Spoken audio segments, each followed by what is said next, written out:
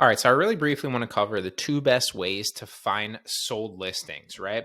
Now, sold listings are crucial because they give you a better opportunity to model designs that are already working and have already sold on the platform, right? Like you can go out and create cool designs that you think are cool, and that's great. But the best way to make sales faster is to replicate and model designs that are already selling on the platform. So, how can you figure them out? How can you find them? Well, here we are on the homepage, okay? And we're just going to click around on some of these listings and I'm going to show you these things, right? So if we're on this listing, we're going to go to the seller right here. This person has 4,900 sales, almost 5,000. We'll click on the seller tag and you can scroll down and see how many sales that they've had on their shop. Now, the two best ways after this to find out sold listings that you can start modeling are to click this sales button, which sometimes it's clickable and sometimes it's not, depending on the shop. I'm really not sure why it's sometimes clickable and sometimes not, but you'll see here, here's an example of a shop where it is clickable, right? We're on this shop right here, Sugar Maple Mercantile, and we go, okay, they have 9,600 sales. We can click on the sales, which is revolutionary. And now we can see every single sale that they've made and when. You can also see how many people have this item in their cart.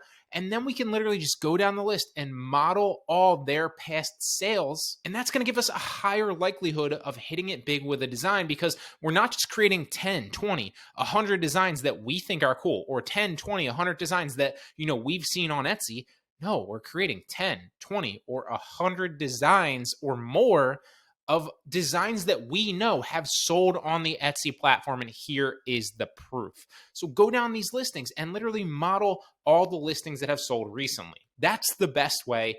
Find a shop where you can actually click on the sales. Again, it's going to look like a clickable sales button on their shop. When you scroll down on their actual shop page, you can click the sales.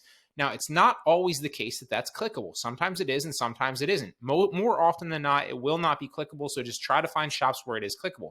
If you have a shop where it's not clickable, that's totally fine as well. What you just want to do is you want to scroll all the way to the bottom of their shop and look at the reviews, because by the recent reviews, you're going to be able to see which people reviewed what, because that's an indicator that it sold recently. Look, this design right here sold on November 7th or November 18th, which was yesterday at the time of recording this. And you can literally click this, model that design. Bam, lift heavy. That's a good design. This one, okay, this one sold the day before that and they clearly liked it. So we could potentially model this. Bam. And you just go down the list. And these are the two easiest ways, the two best ways to find sold past listings on Etsy. And if you model designs that are sold and have already done well on the platform, especially currently, it's really going to scale your store fast.